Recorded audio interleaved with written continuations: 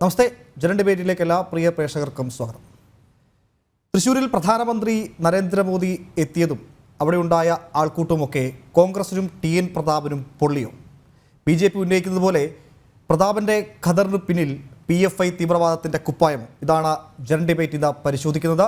ഡിബേറ്റിൽ അതിഥികളായി ചർച്ചയിൽ BJP പ്രതിയായി advocate Sankutty Das, ജനപക്ഷ നേതാവ് PC George, Congress വക്താവ് A ശുക്കൂർ, LDF പ്രതിയായി അയൂർ ബിജു എന്നിവർ പങ്കെടുക്കുന്നു. ആദ്യം അഡ്വക്കേറ്റ് ശങ്കുട്ടി ദാസിലേക്ക്. ശ്രീ ശങ്കുട്ടി ദാസ്, പാർലമെൻറ്റിലെ ഒരു അംഗമാണ് TN പ്രതാപൻ. പ്രതാപന് നേരെയാണ് BJP തീവ്രവാദ ബന്ധം ആരോപിച്ചിരിക്കുന്നത്. ഈ ആരോപണം മാത്രമല്ല, കഴിഞ്ഞ ദിവസങ്ങളുണ്ടായ സംഘർഷമൊക്കെ ഇതുമായി ബന്ധപ്പെടുത്തേണ്ടതുണ്ട്. എന്തടിസ്ഥാനത്തിലാണ് BJP ഇത്തരത്തിൽ ഗൗരവമായ ഗുരുതരമായ ഒരു ആരോപണം, ചെറുതല്ല, നിരോധിത ഭീകര സംഘടനയുമായി ഒരു പാർലമെൻറ്റ് അംഗത്തിന് ബന്ധമുണ്ട് എന്ന ആരോപണം? ശ്രീ ശങ്കുട്ടി ദാസ്. നോക്കൂ, ആദ്യം തന്നെ ഞാനൊരു കാര്യം സൂചിപ്പിക്കട്ടെ. TN പ്രതാപൻ ലോക്സഭയിലെ പാർലമെന്റ് അംഗമാണ് എന്ന് പറയുന്നതിൽ സാങ്കേതികമായി പിശകുണ്ട്. അദ്ദേഹം നിലവിൽ സസ്പെൻഷനിലാണ്. തുടർച്ചയായി അൺറൂളി ആയിട്ടുള്ള പെരുമാറ്റം കൊണ്ട്, സഭാ മര്യാദകൾക്ക് നിരക്കാത്ത പെരുമാറ്റം കൊണ്ട് തുടർച്ചയായിട്ട് അച്ചടക്ക നടപടികൾ നേരിടുന്ന ഒരാളാണ്. 2022 ഒരു സസ്പെൻഷൻ ഉണ്ടായിരുന്നു. ഇപ്പൊ 2023 ഡിസംബർ 14 സഭയുടെ കാലാവധി തീരുന്നത് വരെ അദ്ദേഹത്തെ സസ്പെൻഡ് ചെയ്തിട്ടുണ്ട് എന്നാണ് ഞാൻ മനസ്സിലാക്കുന്നത്. TN പ്രതാപനുമായി ബന്ധപ്പെട്ട് PFIയുമായുള്ള അദ്ദേഹത്തിന്റെ ബന്ധവുമായി ബന്ധപ്പെട്ട ആരോപണങ്ങൾ എത്രയോ കാലമായി പൊതുസമൂഹത്തിന് മുന്നിലുള്ളതാണ്. അതിന് ഏതെങ്കിലും ഒരു പ്രത്യേക പുതിയ തെളിവ് എടുത്ത് നിരത്തേണ്ട കാര്യമില്ല. നിങ്ങൾ കഴിഞ്ഞ 5 വർഷത്തെ TN പ്രതാപന്റെ ട്രാക്ക് റെക്കോർഡ് എടുത്തു നോക്കൂ. ഈ TN പ്രതാപൻ എന്ന് പറയുന്ന തൃശ്ശൂർ മണ്ഡലത്തിലെ ഇപ്പൊ കോൺഗ്രസിന്റെ ഒരു സ്ഥാനാർത്ഥിയാവാൻ ഉദ്ദേശിക്കുന്ന ഒരാളെ സംബന്ധിച്ച് പറയുമ്പോൾ ആദ്യം എനിക്ക് ഓർമ്മ വരുന്നത്, കഴിഞ്ഞ വർഷം ഇതേ സമയത്ത്, അതായത് 2023 ജനുവരി 10 അദ്ദേഹം ഏഷ്യാനെറ്റ് ഉൾപ്പെടെയുള്ള മാധ്യമങ്ങൾക്ക് കൊടുത്തിട്ടുള്ള ഒരു അഭിമുഖമുണ്ട്. അതിൽ അദ്ദേഹം പറയുന്നത്, ഇനി ലോക്സഭാ തെരഞ്ഞെടുപ്പ് രംഗത്തേക്ക് മത്സരിക്കാനേ ഞാനില്ല എന്നാണ്. അതായത് എനിക്ക് ജനങ്ങളുമായി ഇടപെട്ട് കൂടുതൽ കാര്യങ്ങൾ ചെയ്യാൻ സാധിച്ചിരുന്നതും, എനിക്ക് നന്നായി പ്രവർത്തിക്കാൻ സാധിച്ചിരുന്നതും, ആളുകൾക്ക് സഹായങ്ങൾ ചെയ്യാൻ സാധിച്ചിരുന്നതും എല്ലാം ഞാനൊരു ലെജിസ്ലേറ്റീവ് അസംബ്ലി മെമ്പർ ആയിരുന്നപ്പോഴാണ്, MLA ആയിരുന്നപ്പോഴാണ്. പാർലമെന്റിലെ അംഗമായതിനു ശേഷം എനിക്ക് അങ്ങനെ ചെയ്യാൻ സാധിക്കുന്നില്ല. അതുകൊണ്ട് അടുത്ത തവണ ഇനി തെരഞ്ഞെടുപ്പിൽ മത്സരിക്കാൻ ഞാൻ ആഗ്രഹിക്കുന്നില്ല എന്ന് 2023 ജനുവരി 10 തന്നെ മാധ്യമങ്ങൾക്ക് മുന്നിൽ പ്രഖ്യാപിച്ചിട്ടുള്ള ആളാണ് പ്രതാപൻ. തുടർന്ന് 2023 മെയ് മാസത്തിൽ ചേർന്നിട്ടുള്ള കോൺഗ്രസിന്റെ ഉന്നത സമിതി യോഗത്തിൽ, ലീഡേഴ്സ് കോൺക്ലേവ് എന്നോ മറ്റോ പേരിട്ടിട്ടുള്ള ഒരു വയനാട്ടിൽ നടന്നിട്ടുള്ള ഒരു സമ്മേളനത്തിൽ TN പ്രതാപൻ ഈ നിലപാട് ആവർത്തിക്കുന്നുണ്ട്. ഒരു കാരണവശാലും ഞാൻ ഈ തെരഞ്ഞെടുപ്പിൽ മത്സരിക്കില്ല എന്ന്. 2019 തന്നെ കോൺഗ്രസിന്റെ ഉന്നതാധികാര സമിതിയിൽ തെരഞ്ഞെടുപ്പിൽ മത്സരിച്ചാൽ സുരേഷ് ഗോപിയോട് പരാജയപ്പെടാൻ സാധ്യതയുണ്ട്, കോൺഗ്രസിന്റെ പരമ്പരാഗത വോട്ടർമാർ പോലും BJPയിലേക്ക് പോയി എന്ന് പറഞ്ഞിരുന്ന ഒരാളാണ്. പിന്നീട് BJPയെ തോൽപ്പിക്കുക എന്നുള്ള ഇടതുപക്ഷത്തിന്റെ കൂടി അജണ്ടയുടെ അടിസ്ഥാനത്തിൽ CPMന്റെ വോട്ടുകൾ കൂടി കോൺഗ്രസിലേക്ക് കിട്ടിയപ്പോ സുരേഷ് ഗോപി ഏത് നിലയ്ക്ക് തോൽപ്പിക്കുക എന്നുള്ള ഉദ്ദേശത്തിൽ സ്വന്തം സ്ഥാനാർത്ഥിക്ക് വോട്ട് ചെയ്യാതെ BJP വിരുദ്ധ വോട്ടുകളെല്ലാം കോൺഗ്രസ് ക്യാമ്പിലേക്ക് കോൺസെൻട്രേറ്റ് ചെയ്യപ്പെട്ടപ്പോൾ ഉണ്ടായിട്ടുള്ള ഒരു ഫ്ലൂക്കിലാണ് TN പ്രതാപൻ ജയിക്കുന്നത്. ഈ വിജയം ആവർത്തിക്കാൻ സാധിക്കില്ല അടുത്ത തവണ എന്ന് നല്ല ബോധ്യം ഉണ്ടായിരുന്ന TN പ്രതാപൻ ഇനിയൊരു തവണ അവിടെ മത്സരിക്കാനുള്ള മനസ്ഥിതി പുലർത്തിയിരുന്നതേ ഇല്ല. ആദ്യം തൊട്ട് തന്നെ ഇനി ഞാൻ മത്സരിക്കില്ല എന്ന തീരുമാനത്തിലാണ് അദ്ദേഹം ആദ്യം തൊട്ടേ പ്രവർത്തിക്കുന്നത്. കഴിഞ്ഞ 4 വർഷവും അങ്ങനെ ഒരു വെക്കേഷൻ മനസ്ഥിതിയിൽ ഇനി അങ്ങോട്ട് പോവേണ്ടതില്ല, ഇനി ആ ജനങ്ങളെ അഭിമുഖീകരിക്കേണ്ടതില്ല എന്ന മട്ടിലാണ് അദ്ദേഹം പ്രവർത്തിച്ചിരുന്നത്. അദ്ദേഹത്തിന്റെ പ്രവർത്തനങ്ങൾ എന്തൊക്കെയാണെന്ന് നോക്കിക്കഴിഞ്ഞാൽ, തൃശ്ശൂരിലെ ജനങ്ങളുമായി ബന്ധപ്പെട്ട എന്തെങ്കിലും വിഷയം അദ്ദേഹം പാർലമെന്റിന് മുന്നിൽ സൂചിപ്പിച്ചിട്ടുണ്ടോ? TN പ്രതാപനെ കഴിഞ്ഞ 4 വർഷത്തിനിടയിൽ നമ്മൾ വാർത്തയിൽ കണ്ടത് 3-4 തവണയാണ്.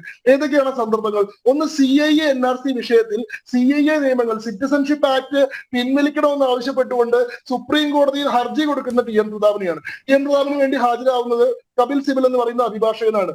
നിങ്ങൾക്ക് ഓർമ്മയുണ്ടെങ്കിൽ 2021 ഇന്റലിജൻസ് റിപ്പോർട്ടിന്റെ അടിസ്ഥാനത്തിൽ CIA വിരുദ്ധ പ്രക്ഷോഭങ്ങൾ സംഘടിപ്പിക്കാനും അതിനെതിരായിട്ട് നിയമവ്യവഹാരങ്ങൾ നടത്താനും ഏതാണ്ട് 120 കോടി രൂപ രാജ്യത്തിന്റെ പല ഭാഗങ്ങളിലായി PFI ആക്ടിവിസ്റ്റുകൾ ചെലവഴിച്ചിട്ടുണ്ട്. PFI എന്ന് പറയുന്ന സംഘടനയിലൂടെ 120 കോടി രൂപയുടെ ഫണ്ടിങ് CIA വിരുദ്ധ പ്രക്ഷോഭത്തിന്റെ ഭാഗമായിട്ട് നടന്നിട്ടുണ്ട് എന്ന് കണ്ടെത്തപ്പെട്ടിരുന്നു. ഈ PFIയിൽ നിന്ന് പണം മേടിച്ചതായി തെളിയിക്കപ്പെട്ട ആളുകളിൽ ഒരാള് കപിൽ സിബൽ ആയിരുന്നു. 77 ലക്ഷം രൂപ കപിൽ സിബൽ PFIയിൽ നിന്ന് വക്കീൽ ഫീസ് ഇനത്തിൽ കൈപ്പറ്റിയിട്ടുണ്ടെന്ന് പറഞ്ഞിരുന്നു.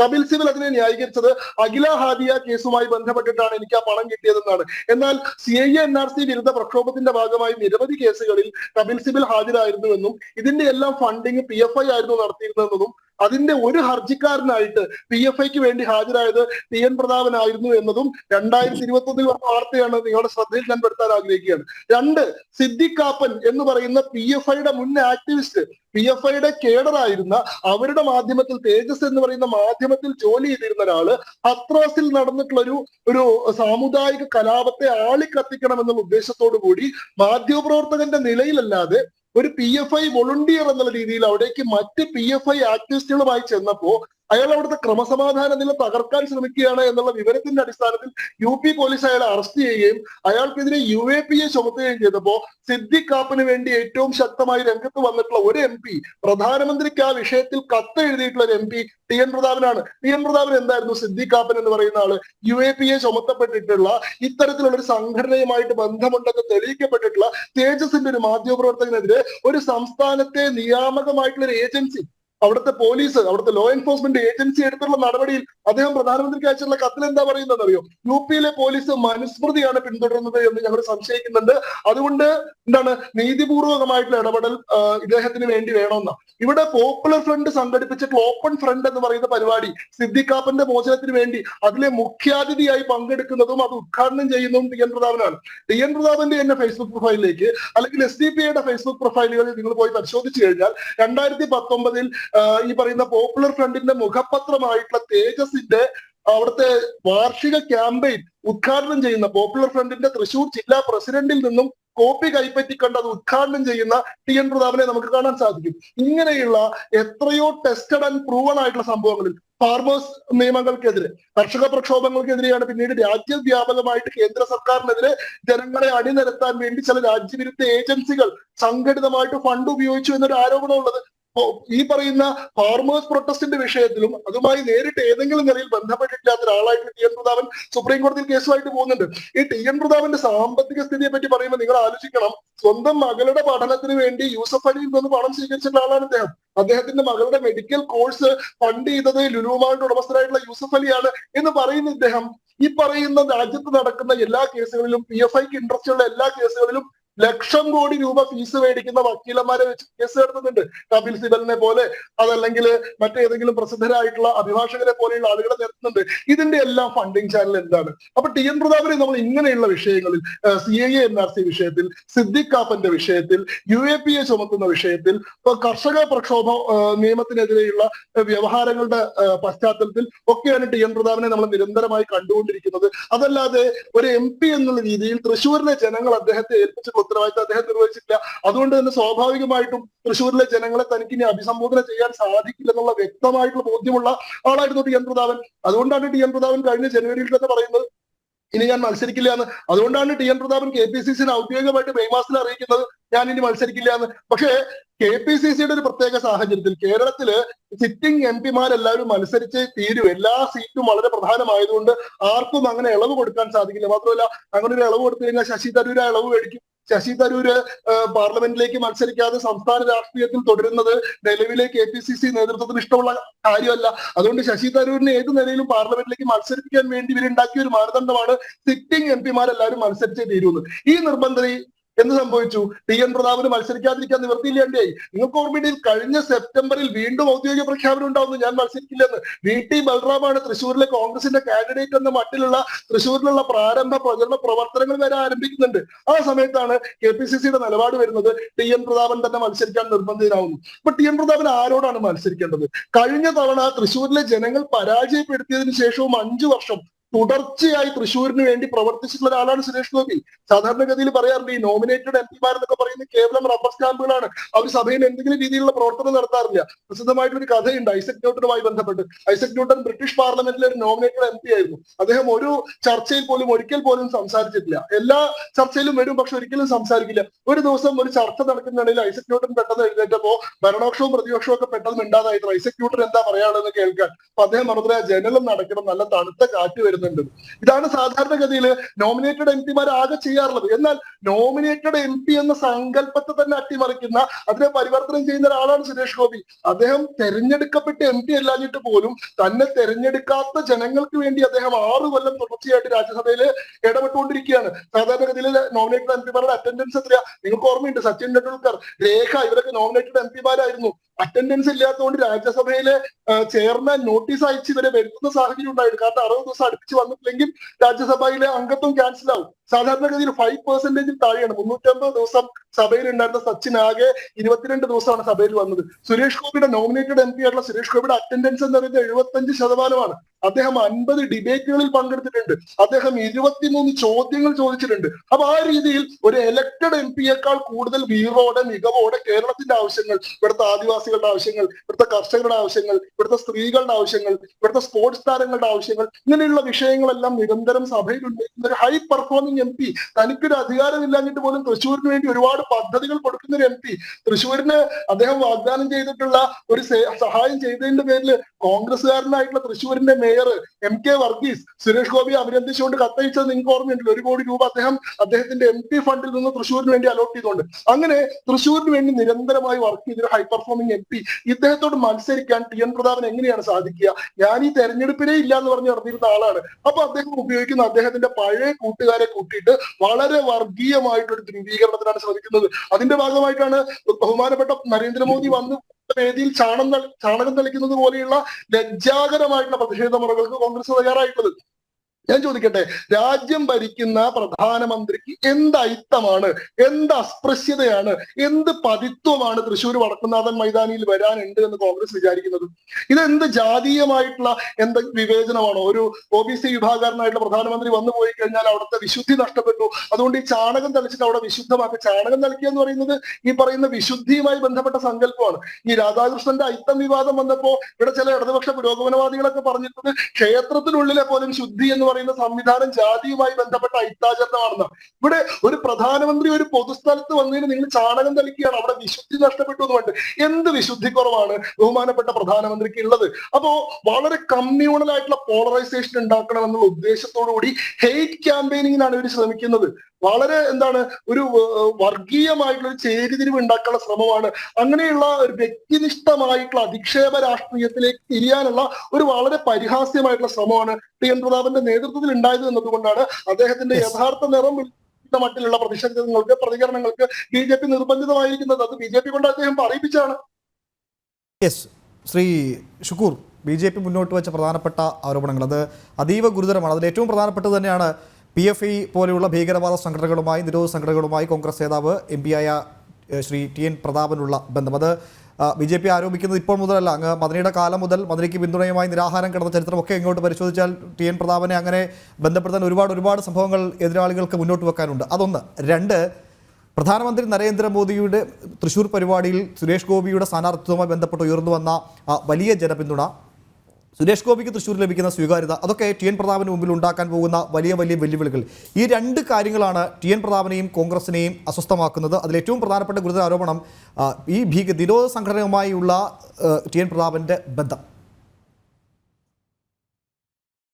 ഇത് ഹാങ്കർ ആരായിരുന്നു?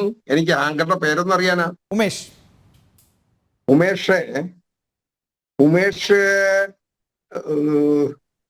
TN പ്രതാപനെ ആരോ ഭയക്കുന്നുണ്ട് എന്നുള്ളതിന്റെ ഒരു വ്യക്തമായ തെളിവല്ലേ? ആരോ എന്ന് പറഞ്ഞാൽ വ്യക്തമാണ്, ഭയക്കുന്നു എന്നുള്ളതിന്റെ തെളിവല്ലേ ഇത്തരത്തിലേക്കുള്ള ഒരു വിഷയം ചർച്ചാ വിഷയമാക്കി എടുത്തുകൊണ്ടുവരുന്നേ? എന്താണ് ഇവിടെ സംഭവിച്ചത്? ഇവിടെ ഇപ്പൊ നിരോധിക്കപ്പെട്ട സംഘടനയായ പോപ്പുലർ ഫ്രണ്ട് എന്ന് പറയുന്ന സംഘടനയുമായി ഏതെങ്കിലും തരത്തിലുള്ള ഒരു ബന്ധം നിങ്ങൾക്ക് പ്രതാപന്റെ ചൂണ്ടിക്കാണിക്കാൻ കഴിയുമോ? ഏതാനും വർഷങ്ങൾക്ക് മുമ്പ് തേജസ് എന്ന് പറയുന്ന ഒരു പത്രം അല്ലെങ്കിൽ അതിന്റെ ഒരു പ്രസിദ്ധീകരണം, അത് PFI എന്ന് പറയുന്ന സംഘടനയുടെ തന്നെ ആകട്ടെ അല്ലെങ്കിൽ SDPIയുടെ തന്നെയാകട്ടെ, ആ പത്രം അല്ലെങ്കിൽ ആ പ്രസിദ്ധീകരണത്തിന്റെ ഒരു വരിക്കാരനാകാൻ ജനാധിപത്യത്തിൽ തെരഞ്ഞെടുക്കപ്പെട്ട ഒരു ജനപ്രതിനിധി തയ്യാറായാൽ അതിനെന്താണ് കുറ്റം? അതിന് ചെറിയൊരു പ്രശ്നമുണ്ട് ശ്രീ. അതിന് മുൻപ് 2019 ജൂലൈയിലെ കണക്കൂടി നോക്കും. 2019 ജൂലൈ 13 യൂത്ത് കോൺഗ്രസ് നേതാവ് പുന്നാട് നൌഷാദിന്റെ കൊലപാതകം ഉണ്ടാകുന്നത്. ഇതേ ജില്ലയിൽ തന്നെയാണ്. അതിലെ പ്രതികൾ മുഴുവൻ SDPI പ്രവർത്തകരായിരുന്നു. ആ സംഭവം ഉണ്ടായി മാസങ്ങൾക്ക് ശേഷമാണ് ഇതേപോലൊരു പരിപാടി സ്വന്തം വീട്ടിലേക്ക് SDPI പ്രവർത്തകരെ വിളിച്ചു വരുത്തി ഇത്തരം ഒരു പരിപാടി സംഘടിപ്പിക്കാൻ TN പ്രതാപൻ തയ്യാറായത്. അന്ന് പ്രതിഷേധം വന്നത് BJP ആയിരുന്നില്ല, യൂത്ത് കോൺഗ്രസ് തന്നെയാണ്. നവമാധ്യമങ്ങൾ ഉൾപ്പെടെ TN പ്രതാപനെതിരെ വലിയ വലിയ പ്രതിഷേധമായൊക്കെ രംഗത്ത് വന്നത്. അപ്പൊ അങ്ങനെ നിസ്സാരവൽക്കരിച്ച് കാണാൻ പറ്റുമോ? അങ്ങനെ എല്ലാം കൂടെ അങ്ങനെ കണ്ണികൾ കെട്ടിപ്പൊക്കണ്ട. നമ്മുടെ സമൂഹത്തില്, നമ്മുടെ രാജ്യത്തില്, നമ്മുടെ സംസ്ഥാനത്ത് വിവിധ രാജ്യത്തിന്റെ വിവിധ സ്ഥലങ്ങളിൽ ഒട്ടേറെ നിഷ്ഠൂരമായ കൊലപാതകങ്ങൾ നടന്നിട്ടുണ്ട്. ആ കൊലപാതകങ്ങളുടെ പിന്നില് ഇല്ലാത്ത ആളുകളെ കൊണ്ടുവന്ന് എത്തിക്കാൻ വേണ്ടിയുള്ള ഗൂഢാലോചനകളും നടന്നിട്ടുണ്ട്. അതിന്റെ യഥാർത്ഥ പ്രതികളെ രക്ഷപ്പെടുത്താൻ വേണ്ടിയുള്ള തത്രപ്പാടുകളും നമ്മുടെ രാജ്യത്തും നമ്മുടെ സമൂഹത്തും ഇഷ്ടംപോലെ ഉണ്ടായിട്ടുണ്ട്. പക്ഷെ ഇവിടെ അതൊന്നും പറഞ്ഞു പോകണ്ട. ഇപ്പോൾ നിങ്ങളുടെ, അതായത് ജനം TV സ്പോൺസറുടെ അല്ലെങ്കിൽ മാതൃസംഘടനയായ BJPയുടെ ഉത്തരവാദിത്തപ്പെട്ട ഒരാൾ ഇന്ന് ചാനലുകളുടെയും പത്രപ്രവർത്തകരുടെയും മുമ്പാകെ വന്ന് 2020 ഉദ്ഘാടനം ചെയ്യാൻ എത്തിയിരിക്കുന്നു. അത് പ്രതാപനാണ് എന്ന് പറഞ്ഞ് അതിനുശേഷം മാസങ്ങൾക്കോ വർഷങ്ങൾക്കോ ശേഷം നിരോധിക്കപ്പെട്ട സംഘടനയായതുകൊണ്ട് അത് പാടില്ലായിരുന്നു എന്ന് പറഞ്ഞാൽ ഞാൻ പറഞ്ഞതല്ല, നിരോധനമൊക്കെ അവിടെ നിൽക്കട്ടെ, അതൊക്കെ പിന്നീട് അതിനു മുൻപ് ഏതാനും മാസങ്ങൾക്ക് മുൻപാണ് നിങ്ങളുടെ ഒരു യുവ നേതാവിനെ SDPI പ്രവർത്തകർ നിഷ്ഠൂരം വെട്ടിക്കൊലപ്പെടുത്തിയത്. അതിന്റെ കേസിലെ 2ാം പ്രതി ഇതുവരെ പിടികൂടിയിട്ടില്ല. അത് മറ്റൊരു കാര്യം. ആ സംഭവം ഉണ്ടായ മാസങ്ങൾക്ക് ശേഷം അതേ സംഘടന തന്നെ പ്രദാനം ചെയ്യുന്ന ഒരു പ്രസ്ഥാനത്ത് പോയി അങ്ങനെ ഉദ്ഘാടനം നടത്താൻ എങ്ങനെ മനസ്സ് വന്നു? CPM പ്രവർത്തകർ കൊലപ്പെടുത്തിയിട്ടുണ്ട്. ഒരു ജനപ്രതിനിധി എന്ന നിലയിൽ ശ്രീ പ്രതാപൻ ഇനിയിപ്പോ അല്ലെങ്കിൽ BJPയുടെ മുഖപത്രമായ ജന്മഭൂമി അതിന്റെ വരിക്കാരനാകാൻ പാടില്ല. അത് നേരത്തെ നിരോധിക്കപ്പെട്ട സംഘടനയുടെ ഭാഗമാണ്. സ്വാതന്ത്ര്യ സമര കാലഘട്ടത്തിന് ശേഷം എന്ന് പറഞ്ഞ് ആരോപണത്തിലേക്ക് ഏത് പത്രസ്വാതന്ത്ര്യം അനുവദിക്കപ്പെട്ട ആ പ്രസിദ്ധീകരണം നിരോധിക്കപ്പെടാത്തിടത്തോളം കാലം അതിന്റെ പിന്നിലെ പ്രസ്ഥാനം ആ കാലഘട്ടത്തിൽ നിരോധിക്കപ്പെടാത്തിടത്തോളം കാലം, അല്ലെങ്കിൽ അവരുടെ തീവ്രമായ പ്രവർത്തനങ്ങളെയും ഭീകരമായ പ്രവർത്തനങ്ങളെയും അത് കണ്ടുപിടിച്ച് അതിന്മേൽ നടപടിയെടുത്തിട്ടുള്ള സമയത്ത് അതുമായി ബന്ധപ്പെട്ടു എന്ന് പറഞ്ഞാൽ അതിൽ മനസ്സിലാക്കും. ഇതങ്ങനെയല്ല. ഇതിപ്പോൾ ബോധപൂർവമായി പ്രതാപനെ ഭയക്കുന്നു. പ്രതാപൻ, ഞാൻ തൃശ്ശൂരിൽ സംഘടനാ പ്രവർത്തനം നടത്തുന്ന ആളാണ്, ആലപ്പുഴക്കാരനാണെങ്കിലും തൃശ്ശൂരിലെ ജനങ്ങൾ എത്രമാത്രം പ്രതാപനെ സ്നേഹിക്കുന്നു, ആ ജനപ്രതിയായി അംഗീകരിക്കുന്നു എന്നതിന് എത്രയോ തെളിവുകൾ, ദൃഷ്ടാന്തങ്ങൾ നമുക്ക് ചൂണ്ടിക്കാണിക്കാൻ കഴിയും. കഴിഞ്ഞകാല ചിത്രം, ഒരു മത്സ്യത്തൊഴിലാളി കുടുംബത്തിൽ, പാവപ്പെട്ട ഒരു മത്സ്യത്തൊഴിലാളി കുടുംബത്തിൽ ഒരു വിദ്യാർത്ഥി സംഘടനാ പ്രവർത്തകനായി ഞാനും ആ പ്രതാപനോടൊപ്പം ആലപ്പുഴ ജില്ലയിൽ നിന്ന് KSU സംഘടനാ പ്രവർത്തകനായി ഒരുമിച്ച് ഓരോ കാലഘട്ടത്തിൽ പ്രവർത്തിച്ചു വന്നിട്ടുള്ളവരാണ്. ഞങ്ങൾക്കറിയാം പ്രതാപന്റെ പ്രയാസങ്ങൾ, വ്യക്തിജീവിതത്തിലെ നൊമ്പരങ്ങൾ, അല്ലെങ്കിൽ സാമൂഹ്യമായി ആ തരത്തിൽ അംഗീകരിക്കപ്പെടുമ്പോഴും അദ്ദേഹത്തിന് ആ രൂപത്തിലേക്ക് വളർന്നു വരാൻ നൽകിയിട്ടുള്ള പശ്ചാത്തലം, അതിന്റെ പിന്തുണ എത്രമാത്രം ഉണ്ട് എന്നറിയാവുന്ന ആളുകളാണ് ഞങ്ങളെപ്പോലുള്ളവരൊക്കെ.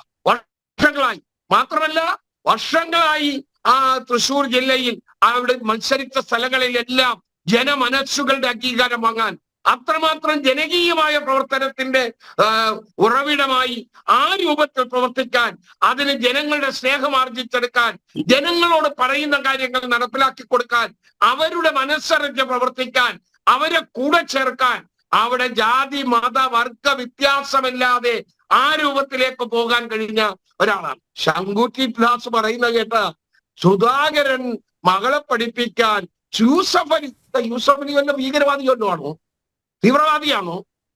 അല്ലെങ്കിൽ യൂസഫലി ഒരു നിരോധിക്കപ്പെട്ട സംഘടനയിലുള്ള ആളാണോ?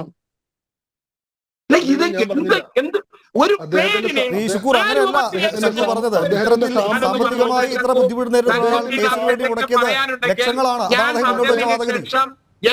എന്റെ സമയം അങ്ങ് ഒരുപാട് സമയം എടുത്ത ആളാണ്.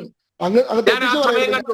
അത്രയും സമയം ഒരു പ്രതിപക്ഷ രാഷ്ട്രീയ സംഘടന, ഞാൻ ഭരണപക്ഷത്തെ ആളല്ല, മാത്രമല്ല അദ്ദേഹം ഒരു വ്യക്തിപരമായി അദ്ദേഹത്തെ ആക്ഷേപിച്ചുകൂടിയാണ്. ഞാൻ ആക്ഷേപിച്ചില്ലല്ലോ, ഞാൻ ആക്ഷേപിച്ചില്ല. നിയമസഭാ പ്രവർത്തനത്തിന്റെ ഭാഗമായി ഞാൻ നിയമസഭയില് കുറച്ചു കാലമെങ്കിലും ഉണ്ടായിരുന്ന ആളാണ്. PC ജോർജിനെ പോലുള്ളവർ വളരെ കാലം ഉണ്ടായിരുന്ന ആളാണ്. ഒരു ഒരു ഒരു ദിവസത്തേക്ക് അല്ലെങ്കിൽ നിയമസഭാ കാലാവധി തീരുന്നവരെ സസ്പെൻഡ് ചെയ്ത് കഴിഞ്ഞാൽ അയാൾ പാർലമെന്റ് അംഗമല്ല അല്ലെങ്കിൽ നിയമസഭാ അംഗമല്ല എന്ന് പറയുന്നതിന്റെ എന്തൊരു ഭോഷ്കാണത്. അതൊരു ശരിയായ നടപടിയാണോ? അത് ശരിയായ നടപടിയാണോ? നിയമസഭാ പ്രവർത്തനങ്ങളിൽ ഒരു ദിവസത്തെ അല്ലെങ്കിൽ ഒരു സമ്മേളന കാലത്തിൽ സസ്പെൻഡ് ചെയ്യപ്പെട്ടാൽ പിന്നെ ലോക്സഭാ അംഗമല്ല നിയമസഭാ അംഗമല്ല എന്നുള്ള കണ്ടുപിടുത്തമുണ്ടല്ലോ. എത്ര വിചിത്രമായിരിക്കുന്നു. അപ്പോൾ നിങ്ങളുടെയൊക്കെ മനസ്സിൽ പ്രതാപനെ ഏത് രൂപത്തിൽ പ്രതാപനെ ഭയക്കുന്നു എന്നുള്ളത് കൊണ്ട് തന്നെയാണ് നിങ്ങൾ തന്നെ കഥകൾ ഉണ്ടാക്കുന്നു. പ്രതാപൻ മത്സരിക്കില്ല എന്ന് പറഞ്ഞു, എന്നാൽ മത്സരിക്കൽ നിന്ന് ഒളിച്ചോടാൻ പോകുന്നു. പ്രതാപൻ മത്സരിക്കേണ്ട സമയത്ത് മത്സരിച്ചിരിക്കും. പ്രതാപൻ മത്സരിക്കണ്ട എന്ന് പാർട്ടി തീരുമാനിച്ചാൽ പ്രതാപൻ മത്സരിക്കില്ല. പക്ഷെ പ്രതാപനെ പോലെ ഇത്രയും 24 മണിക്കൂറും പൊതുപ്രവർത്തനം തന്റെ ഉത്തരവാദിത്വം നിർവഹിക്കുന്നതിൽ ഒരു വീഴ്ചയും ഒരു കാലഘട്ടത്തിലും ചെയ്യാത്ത ആളാണ്. പിന്നെ ശംഭു പറയുന്ന കേട്ടു, എന്താ മദനിക്ക് വേണ്ടി നിരാഹാരം കിടന്നു. ഞങ്ങൾ ഉൾപ്പെടെ, ഞാൻ ഉൾപ്പെടെ, ഈ ആലപ്പുഴയിലെ നിരവധി കോൺഗ്രസ് നേതാക്കന്മാർ ഉൾപ്പെടെ, കേരളത്തിലെ മുഴുവൻ കോൺഗ്രസ് നേതാക്കൾ ഉൾപ്പെടെ മദനിയുടെ പ്രവർത്തനവും സംഘടനയുമായി ഞങ്ങൾക്ക് ആഭിമുഖ്യമില്ല, പിന്തുണയില്ല. പക്ഷെ മനുഷ്യാവകാശ ദംശനം എവിടെ ഉണ്ടായാലും ആ മനുഷ്യാവകാശ ദംശനത്തിനെതിരായി അത് ശബ്ദമുയർത്തും. ജയിലിൽ പോയി കൊടുക്കുന്നത് മനുഷ്യസ്നേഹം കാണിക്കാൻ ഒരു നിമിഷം താങ്കളോട് എന്തോ ഒരു മറുപടി പറയാൻ ശങ്കുട്ടിദാസ് ഉണ്ടതിന് ശേഷം ഈ PFI ബന്ധവും ഇതിന്റെ ഗുരുതരാവസ്ഥയും ഒക്കെ പറയാൻ ഏറ്റവും യോഗ്യനായ ശ്രീ PC ജോർജ് ആണ്. PC ജോർജിലേക്ക് വളരെ വേഗം മടങ്ങിയെത്താൻ മുമ്പ് താങ്കളോട് ശ്രീ ശങ്കുട്ടിദാസിന് എന്തോ മറുപടി പറയണതിന് ശേഷം താങ്കളിലേക്ക് തന്നെ മടങ്ങിയെത്താം. അല്ല, അദ്ദേഹത്തിന്റെ വാദം വളരെ വിചിത്രമാണ്. ഒന്ന്, ഞാൻ പറയാത്ത കാര്യമാണ് അദ്ദേഹം പറഞ്ഞത്. ഞാൻ TN പ്രതാപന്റെ സാമ്പത്തിക സ്രോതസ്സിനെ പറ്റിയാണ് പറഞ്ഞത്. ഒരു മിനിറ്റ്, ഞാൻ പറഞ്ഞതിന് ശേഷം മഹേഷ്, അങ്ങനെ രണ്ടുപേരും മാത്രം മതിയല്ലോ. ഞാനും PC സാറൊന്നും ചർച്ചയിൽ വേണ്ട. അല്ല, ശ്രീ ആയുർ ബിജു ഒരു അല്പം കാത്തിരിക്കുക. അവർ പറഞ്ഞതിന്റെ മറുപടി പറഞ്ഞിട്ട് നിങ്ങളിലേക്ക് വരാമല്ലോ.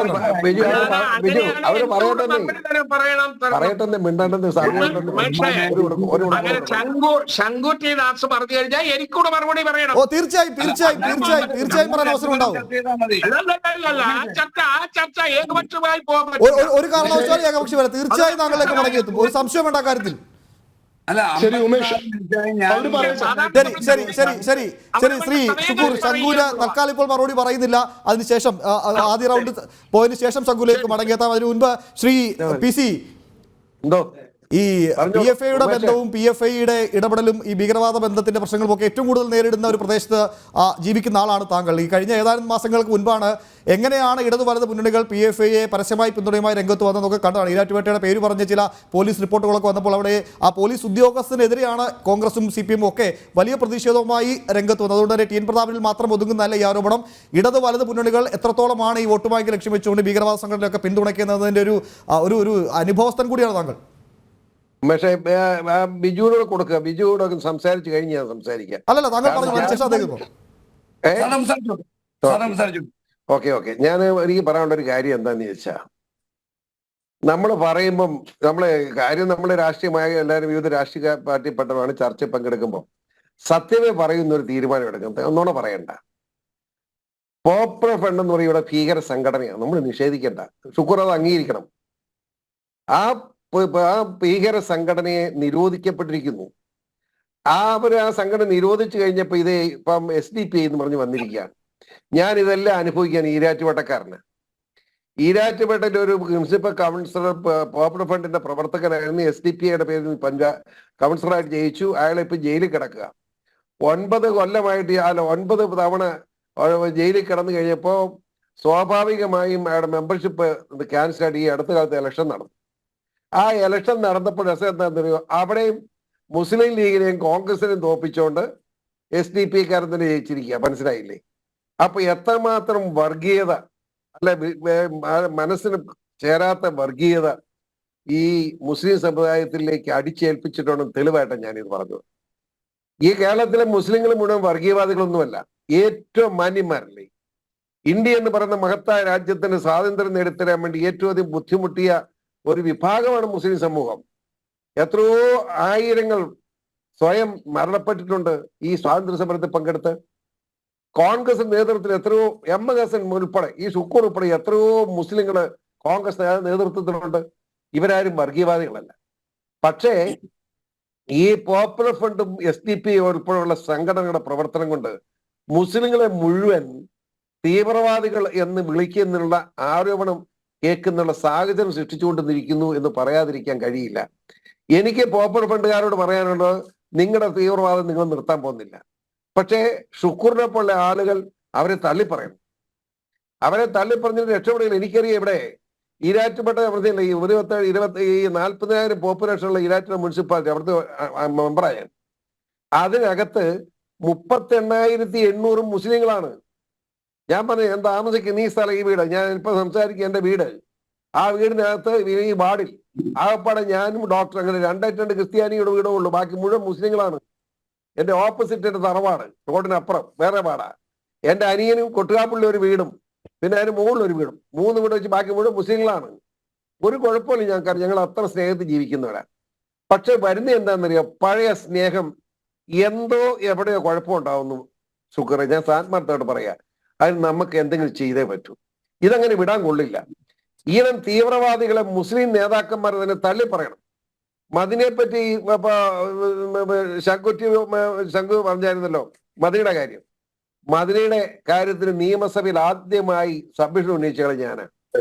ഞാൻ വിളിച്ചു നോക്കുന്നില്ല, എനിക്ക് കള്ളം പറഞ്ഞിട്ടൊന്നും വേണ്ട.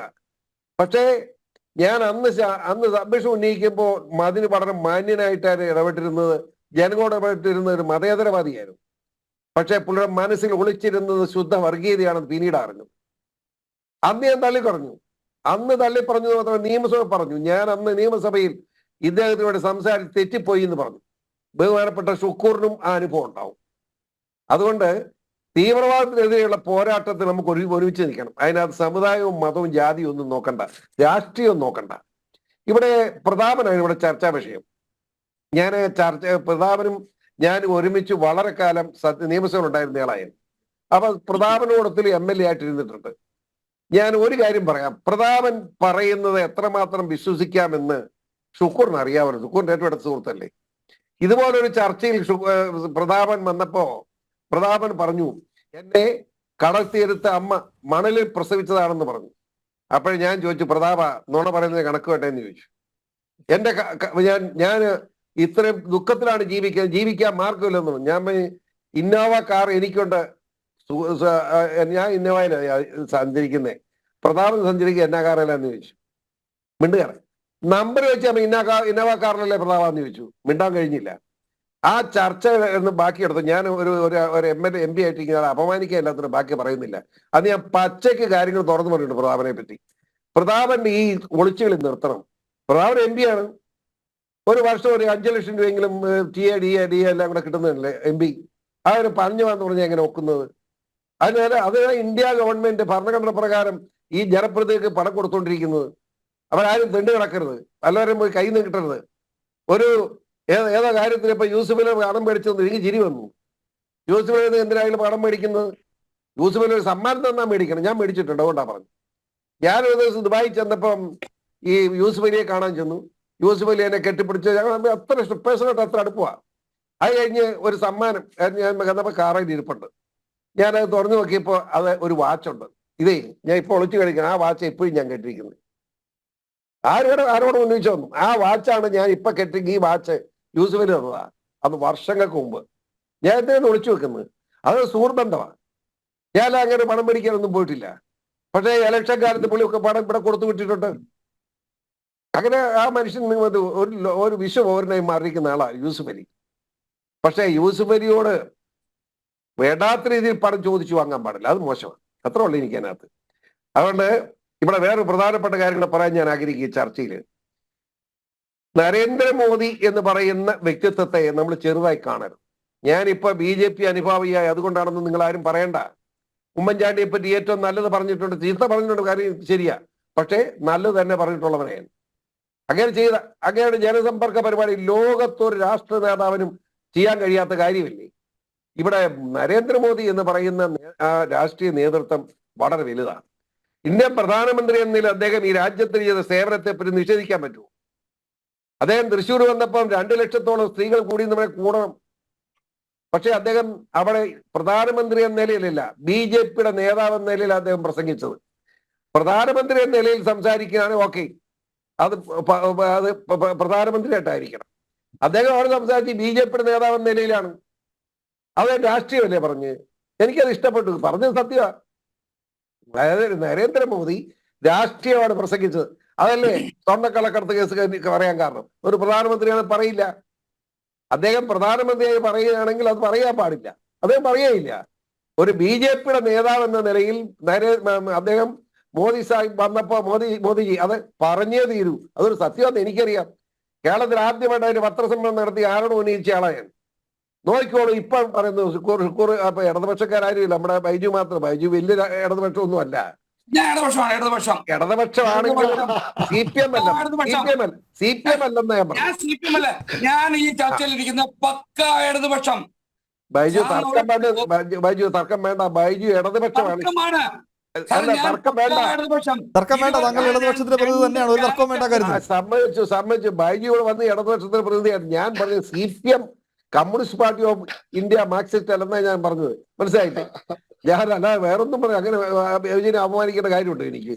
ഞാൻ പറഞ്ഞത് ആർക്കറിയില്ലാത്തത് ആ സ്വർണ്ണക്കള്ളക്കടത്ത് കേസ് ആർക്കറിയാം? സ്വപ്ന സുരേഷും അതുപോലെ തന്നെ മുഖ്യമന്ത്രി പ്രൈവറ്റ് സെക്രട്ടറി ശിവശങ്കർ, ഇതൊക്കെ കക്ഷികളല്ലേ? 29 പ്രാവശ്യം മറ്റേ സ്വർണം കൊണ്ടുവന്നിട്ടുണ്ട്. പിണറായി വിജയൻ എന്തിനാ ദുബായിക്ക് പോകുമ്പോ UAEക്ക് പോകുമ്പോൾ ഇവിടെ ബാഗ് ഒളിച്ചു വെച്ചിട്ട് അങ്ങോട്ട് പോകണം? ഇവിടെ ബാഗ് ഒളിച്ചു കൊണ്ടുപോയി UAEയുടെ കോൺസുലേറ്റ് കൊടുക്കാൻ. കോൺസുലേറ്റ് അന്ന് ജോലി ചെയ്യുന്ന ആരാ? സ്വപ്നയാണ്. ആ മുഖ്യമന്ത്രി ഓഫീസിൽ നിന്ന് ബഗേജ് എത്തിച്ചു, അവിടെ എത്തിക്കാൻ പറഞ്ഞു. അതിനകത്ത് ശരത്ത് അന്ന് അവിടുത്തെ PRO അത് സ്കാൻ ചെയ്തപ്പോൾ മുഴുവൻ ഡോളറാണ്. എന്തിനാണ് കോടിക്കണക്കിന് ഡോളർ എന്തിനാണ് പിണറായി വിജയൻ ഇവിടെ നിന്ന് UAEയിലേക്ക് കൊണ്ടുപോകുന്നത്? അത് കഴിഞ്ഞ് തിരിച്ച് സ്വർണം ഇങ്ങോട്ട് ബഗേജ് ഞാൻ നിങ്ങളെ പറയുമ്പോൾ ഉണ്ടെന്നില്ല, ഇഷ്ടമുള്ള പറഞ്ഞു. തിരിച്ചു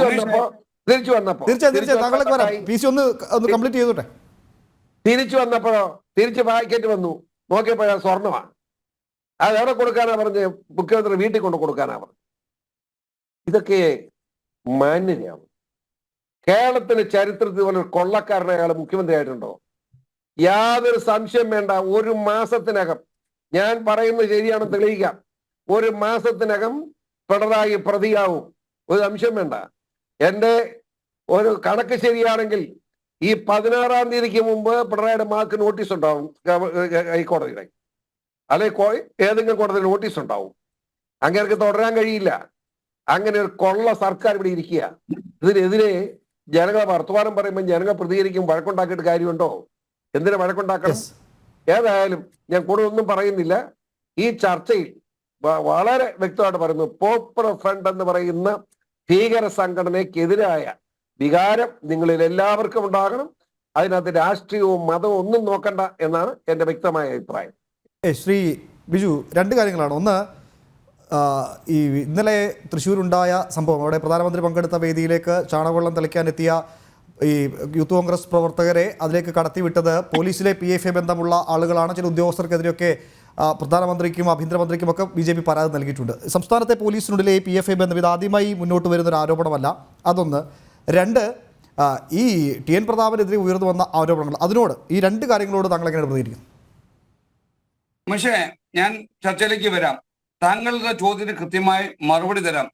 താങ്കൾ എന്നെ തടസ്സപ്പെടുത്തരുത്. അതിനു മുന്നേ ഇടതുപക്ഷ ജനാധിപത്യ മുന്നണിക്കെതിരെ, ഞങ്ങളുടെ ആരാധനായ മുഖ്യമന്ത്രിക്കെതിരെ 1-2 കാര്യങ്ങൾ ഇവിടെ ഈ ചർച്ചയിൽ പങ്കെടുത്ത ആരൊക്കെയോ പറയുകയുണ്ടായി. അതിൽ ഏറ്റവും പ്രധാനപ്പെട്ടത് സ്വർണ്ണക്കടത്തുമായി ബന്ധപ്പെട്ടാണ്. ഞാൻ ഈ ചർച്ചയിൽ പങ്കെടുത്ത ആരാണെന്ന് എനിക്ക് ഓർമ്മയില്ല. എനിക്ക് തോന്നുന്നു എന്റെ പഴയ ഒരു നേതാവ് PC ജോർജ് ആണ് എന്നാണ് എന്റെ വിശ്വാസം. അദ്ദേഹം സ്വർണ്ണക്കടത്തുമായി ബന്ധപ്പെട്ട് 24 തവണ സ്വർണം കടത്തിയെന്നും അദ്ദേഹത്തിന്റെ ഏതോ ഒരു ബാഗ് വിട്ടുപോയെന്നും ആ ബാഗിൽ ഡോളർ ആയിരുന്നുവെന്നും ആ ഡോളർ സ്കാൻ ചെയ്തുവെന്നും ആ സ്കാൻ ചെയ്ത ഡോളർ കണ്ടെത്തിയെന്നും പറയുണ്ടായി. ഞാൻ എല്ലാ ആദരവും അദ്ദേഹത്തോട് നിലനിർത്തി ചോദിക്കുകയാണ്. ജനം TV തന്നെ പലവട്ടം, എനിക്ക് ഓർമ്മയുണ്ടെങ്കിൽ ഒരു 3 വർഷക്കാലമായി ഈ വിഷയം ചർച്ച ചെയ്യുന്നു. ആ സ്വർണ്ണക്കടത്തുമായി ബന്ധപ്പെട്ട് ഒറ്റ തെളിവും ഇതുവരെ ഇടതുപക്ഷ ജനാധിപത്യ മുന്നണിക്കെതിരെയോ ഞങ്ങളുടെ നേതാക്കന്മാർക്കെതിരെയില്ല. പിന്നെ എന്തിനാണ് ഈ ബഹുമാന എന്റെ പഴയ നേതാവ് PC ജോർജിനെ പോലുള്ള ആൾക്കാര് ഇങ്ങനെ ഈ വിഷയം അവതരിപ്പിക്കുന്നത്? സ്വർണ്ണക്കടത്ത് അവിടെ ആര് സ്വർണ്ണക്കടത്തി? എന്റെ പിശോ തന്നത് 24 തവണ കടത്തിയെന്ന്. ആര് കടത്തി? നിങ്ങളൊക്കെ പല ആവർത്തി ജനൻ TV തന്നെ ഞാനും പല ചർച്ചകളിൽ പങ്കെടുത്തിട്ടുണ്ട്. എവിടെ ഇടതുപക്ഷ ജനാധിപത്യ മുന്നണിക്കെതിരെ, ഞങ്ങളുടെ ഭരണ നേതൃത്വത്തിനെതിരെ, ഞങ്ങളുടെ ഏതെങ്കിലും നേതാക്കന്മാർക്കെതിരെ പോട്ടെ, നിങ്ങളെല്ലാം പറയുന്നുണ്ടല്ലോ, ഞങ്ങളുടെ ആരാധ്യനായ മുഖ്യമന്ത്രിക്കെതിരെ ഒരു നൂലിഴ കണ്ടെത്തുവാൻ നിങ്ങൾക്ക് സാധ്യമായിട്ടുണ്ടോ? ഞാൻ എന്റെ PC സാറിനോട് ചോദിക്കുക, സാറേ, നമ്മൾ എത്രയോ ചർച്ചകളിൽ നിങ്ങളൊക്കെ പറഞ്ഞിട്ടുണ്ട്, എത്ര വർഷമായി, എത്ര കാലമായെന്ന് ഒരു പോയിന്റ് 0 നമ്മുടെ കയ്യിലെ കണക്കൊക്കെ പഠിപ്പിക്കുമ്പോൾ പള്ളിക്കൂടത്തിൽ സാറന്മാർ പറഞ്ഞ് മനസ്സിലാകത്തില്ലേ? 0.00001% എവിടെയെങ്കിലും ഞങ്ങളുടെ മുഖ്യമന്ത്രിയെ ഞങ്ങൾ ഏതെങ്കിലും രാഷ്ട്രീയ നേതൃത്വത്തെ നിങ്ങൾക്ക് കൊണ്ടുവരാൻ സാധ്യമായിട്ടുണ്ടോ? സാറേ, നിങ്ങൾ എത്ര കാലം പറഞ്ഞാലും ഉണ്ടാവില്ല. പിന്നെ അവിടെ ഏതെങ്കിലും ഉദ്യോഗസ്ഥൻ തെറ്റിയിട്ടുണ്ടാകും, അദ്ദേഹം ജയിലിൽ കിടന്നു, അവിടെ കിടക്കട്ടെ. അങ്ങനെ ഏതെങ്കിലും ഉദ്യോഗസ്ഥർ തള്ളിക്കളയാൻ പറ്റുമോ ശ്രീ ബിജു? അല്ല ഇവിടെ സ്വപ്ന സുരേഷിന്റെ ബാഗൊക്കെ എന്റെ PC സാർ പറഞ്ഞു. സ്വപ്ന സുരേഷും സരിതയൊക്കെ നമ്മൾ എത്രയോ കാലം കണ്ടതാ. ഞാൻ അതിലേക്കൊക്കെ തിരിച്ചു പോണോ? വേണമെങ്കിൽ ഞാൻ അതിലേക്ക് പോകാം. അങ്ങനെയല്ല. PC ജോർജ് സാറ് ബിജു സ്വർണ്ണക്കടത്ത് കേസ് പറഞ്ഞുകൊണ്ട് പറയുകയാണ്, ഈ സ്വർണ്ണക്കടത്ത് കേസിൽ സ്വപ്ന സുരേഷ് മുന്നോട്ട് വെച്ച ഒരു ആരോപണത്തിനെതിരെയും നിയമപരമായി നടപടി സ്വീകരിക്കാനോ അല്ലെങ്കിൽ അതിനെ ചില പ്രത്യാരോപണം ഉന്നയിക്കാനല്ലാതെ ആ ആരോപണത്തിനെതിരെ ഒരു തരത്തിലും കോടതിയിൽ പോകാനൊന്നും മുഖ്യമന്ത്രിയോ പാർട്ടിയോ ഒന്നും തയ്യാറായിട്ടില്ല. ആകെയുള്ള ഒരു ഗൂഢാലോചന കേസ് മാത്രമാണ്. അതിന്റെ അവസ്ഥയും ഏതാണ്ട് കഴിയാറായി. ഉമേഷേ, ഞാൻ ചോദിക്കട്ടെ, ഉമേഷേ, ഇവിടെ ആരോപണം ഉന്നയിച്ചത് ഉമേഷ് അല്ലല്ലോ, ബഹുമാനായ എന്റെ മുൻ നേതാവ് അല്ലെങ്കിൽ കേരളത്തിലെ ഒരു മുൻ MLA ആയ PC ജോർജ് സാറാണ്. അദ്ദേഹം പറഞ്ഞതുമായിട്ട് ബന്ധപ്പെട്ട് സരിതയിലേക്കും സ്വപ്നയിലേക്കും ഞാനൊക്കെ തിരിച്ചു പോയാലുണ്ടല്ലോ, നിങ്ങൾക്ക് ടെലികാസ്റ്റ് ചെയ്യാൻ പറ്റില്ല. അതുകൊണ്ട് അവിടെ വിടുകയാണ്. ആ ഭാഗം ഞാൻ അങ്ങ് വിടുകയാണ്. ഇനി അദ്ദേഹം നരേന്ദ്രമോദിയെയും BJP ഗവൺമെന്റിനെയൊക്കെ വളരെ ശ്ലാഘിക്കുന്ന കണ്ടു. എന്തിനു വേണ്ടി? അതായത് PC ജോർജ് എന്ന് പറഞ്ഞ വ്യക്തി ഇവരൊക്കെ ശ്ലാഘിച്ചത് എന്തിനു വേണ്ടി? ഇവരൊക്കെ എത്രയോ വട്ടം ഇദ്ദേഹം എതിർത്തിട്ടുണ്ട്. ഒരിക്കൽ കേരള നിയമസഭയിൽ കറുത്ത വസ്ത്രം ധരിച്ച് ഈ പറയുന്ന PC ജോർജും BJPയുടെ MLAയും ഒരുമിച്ചിരുന്നിട്ടുണ്ട്. രാജഗോപാലായിട്ട് ഒരുമിച്ചിരുന്നിട്ടുണ്ട്. എന്നിട്ട് എന്ത് സംഭവിച്ചു? അദ്ദേഹത്തിന്റെ അന്നത്തെ കാര്യം നടക്കാതെ പോയപ്പോൾ അദ്ദേഹം ആദ്യം NDAയിൽ പോകുന്നു, UDFിൽ നിൽക്കുന്നു, LDFിൽ പോകുന്നു. ഇതെല്ലാം കഴിഞ്ഞിട്ട് ഞാൻ ഇതുവരെ NDA പോയിട്ടില്ല. അങ്ങനെ പറയല്ലേ ദൈവത്തോട്. ഞാൻ NDAയുടെ കക്ഷിയായിട്ടേ ഇല്ല. NDAയുടെ കക്ഷിയായിട്ടില്ല. അവിടെയാണ്. അല്ല, താങ്കൾ NDAയുടെ കക്ഷിയായിട്ട് ഇടതുപക്ഷ NDAയുടെ ഭാഗമായിട്ട് നിന്നു എന്ന് ഞാൻ പറയുന്നു. തെറ്റാണ്. ഞാൻ അംഗീകരിച്ചു. എന്തിനു വേണ്ടി താങ്കൾ BJPയെ ഇപ്പോൾ പ്രകീർത്തിക്കുന്ന നരേന്ദ്രമോദി ബിജു പറയാം. ഞാൻ BJP മെമ്പർഷിപ്പ് എടുക്കാൻ പോവാ. പിന്നെ എന്നാ പ്രശ്നം? ഇനി തർക്കം ആർജവമുണ്ടെങ്കിൽ, തന്റെ ഇടമുണ്ടെങ്കിൽ PC ജോർജ് ഇന്ന് പ്രഖ്യാപിക്കണം, ഞാൻ BJPയിലേക്ക് പോകുന്നു. ഈ ചർച്ചയിൽ താങ്കൾക്ക് ധൈര്യമുണ്ടോ? ഞാൻ തന്റെ ഇടത്തോട് ഈ ചർച്ചയെ പ്രതി ഞാൻ BJPയുമായി സഹകരിക്കുകയല്ല, മെമ്പർഷിപ്പ് എടുക്കുന്നതിനെ പറ്റി ആലോചിക്കുകയാണ്. ധൈര്യം അല്ല, ആലോചിക്കുകയല്ല. താങ്കളുടെ ആരോപണം കഴിഞ്ഞല്ലോ. കേട്ടോ ബിജു, പറയാം. ഞാൻ ഞങ്ങളുടെ പാർട്ടിയുടെ കമ്മിറ്റി കൂടിയിട്ട് ഒരു 5 അംഗ കമ്മിറ്റി വെച്ചിരിക്കുകയാണ്. ആ കമ്മിറ്റിയുടെ തീരുമാനം ചേരാനാണെങ്കിൽ ചേരും, അതല്ല സഹകരിക്കും. എന്റെ അഭിപ്രായം ആ കമ്മിറ്റിക്കാർ കഴിഞ്ഞ ദിവസം എന്നോട് ചോദിച്ചു. ഞാൻ പറഞ്ഞ അഭിപ്രായം പാർട്ടി നമ്മളെല്ലാവരും BJP ചേരണമെന്ന് പറഞ്ഞിരിക്കുകയാണ്. അതിന്റെ റിപ്പോർട്ട് എന്താണോ വരുന്നതിന്റെ അടിസ്ഥാനത്തിൽ ചേരാനായിരിക്കും എന്ന് ഞാൻ കരുതുന്നു. അങ്ങനെ BJP ചേരും. ഉമേഷേ, ഇപ്പോൾ വ്യക്തമാണ് ഇദ്ദേഹം, അതായത് ഞങ്ങളുടെ PC ജോർജ് എന്ന് പറഞ്ഞ കേരളത്തിലെ മുൻ MLA BJP-യിൽ ചേരാൻ ആഗ്രഹിക്കുന്നു. നിങ്ങൾ അദ്ദേഹത്തിന് മെമ്പർഷിപ്പ് കൊടുത്ത് കൊണ്ടുപോകണം. അത് എന്റെ പണിയല്ല ശ്രീ ബിജു, അതൊക്കെ BJP ആണ് ചെയ്യേണ്ടത്. ഉമേഷാണോ കൊണ്ടുവരുന്നത്? ശങ്കുട്ടിദാസിനാണ്. ശങ്കുട്ടിദാസെ നമുക്ക് ചർച്ചയ്ക്കിരിക്കുമ്പോൾ ശങ്കുട്ടിദാസും PC ജോർജും വേണ്ടല്ലോ. PC ജോർജ് മതിയല്ലോ, ശങ്കുട്ടിദാസ് വേണ്ട. അല്ല, അവിടെയാണ്. അതാണ് ഞാൻ മെമ്പർഷിപ്പ് എടുത്തിട്ടില്ലല്ലോ. അദ്ദേഹം മെമ്പർഷിപ്പ് എടുത്തിട്ടില്ലല്ലോ മിസ്റ്റർ ബിജു. അല്ല, കേരളത്തിന്റെ പൊതുസമൂഹത്തിന് മുന്നിൽ ലക്ഷക്കണക്കിന് ജനം ടിവിയുടെ പ്രേക്ഷകർക്ക് മുന്നിൽ ഈ പറയുന്ന PC ജോർജ് പ്രഖ്യാപിച്ചു കഴിഞ്ഞു, ഞാൻ BJP-യിലേക്ക് പോകുന്നു, മെമ്പർഷിപ്പ് എടുക്കും. അവര് സ്വീകരിക്കുമോ എന്നുള്ളതാണ് പ്രശ്നം. അല്ല, അങ്ങ് പിന്നെ മറിയക്കുട്ടിയെ സ്വീകരിച്ച BJP ആയതുകൊണ്ട് കുഴപ്പമില്ല, എടുക്കുള്ളൂ. ചട്ടി മറിയക്കുട്ടിയെ അല്ല എന്താ അത്തരം പരാമർശങ്ങൾ നടത്തല്ലേ ശ്രീ ബിജു? ചട്ടിമലയെ കുട്ടി ഒന്നും പറയരുതേ. സർക്കാർ സംവിധാനങ്ങൾക്കെതിരെ പ്രത്യക്ഷ സമരവുമായി ഇറങ്ങിയ ഒരു സ്ത്രീയെ, ഒരു പ്രായമായ സ്ത്രീ അങ്ങനെ അധിക്ഷേപിക്കരുത്. ഇങ്ങനെ ആക്ഷേപിക്കരുത്. 87 വയസ്സുള്ള ഒരു സ്ത്രീ, 87 വയസ്സുള്ള ഒരു ഭാഷയാണ് ബിജു, ദയവേത് ആ പ്രസ്താവന പിൻവലിക്കണം. നമ്മുടെയൊക്കെ അമ്മയുടെ പ്രായമുണ്ടല്ലോ. ഞാൻ പിൻവലിക്കാം. ബ്രേസർ കാട്ടി അവിടെ മുഖ്യമന്ത്രിക്കെതിരെ പ്രതിഷേധിച്ച ഒരു മറിയക്കുട്ടിയുണ്ട്. ആദ്യം ചട്ടിയായിരുന്നു, പിന്നീട് ബ്രേസറായി. കറുത്ത ബ്രേസറാ. അതായത് കറുപ്പ് കണ്ടാൽ നമ്മുടെ മുഖ്യമന്ത്രി കാലിളകും. അതുകൊണ്ട് അവർ മനപ്പുറം കറുത്ത ബ്രേസർ പൊക്കി കാണിച്ചു. അതല്ല, കറുത്ത തുണിയല്ല, ഞാൻ ഇരിക്കുന്നു കറുത്ത ബ്രേസർ. പിന്നെ കൊല്ലത്ത് വന്നപ്പോ കോൺഗ്രസിന്റെ ഷുക്കൂറിന്റെ പാർട്ടിയുടെ സ്റ്റേറ്റ് കമ്മിറ്റി അംഗം അടിപ്പാവാടയാ കാണിച്ചത്, കറുത്ത അടിപ്പാവാട. ഞാൻ ചോദിച്ചു, നാളെ പാർലമെന്റിൽ ഇതുമായി ബന്ധപ്പെട്ട ചർച്ച നടന്നാൽ സോണിയാഗാന്ധി ഈ അടിപ്പാവാട പൊക്കി കാണിക്കുമെന്ന് ചോദിച്ചു.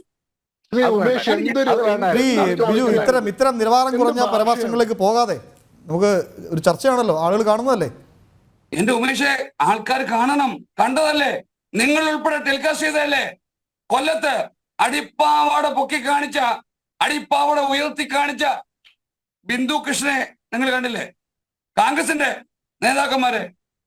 നിൽക്കൂ, നമ്മുടെ വിഷയം അതല്ലല്ലോ, അതിലേക്ക് തിടക്കൂ. ഞാൻ ചോദിച്ച 2 ചോദ്യങ്ങൾ നിങ്ങൾക്ക് മുമ്പിൽ, അതിലേക്ക് വരൂ.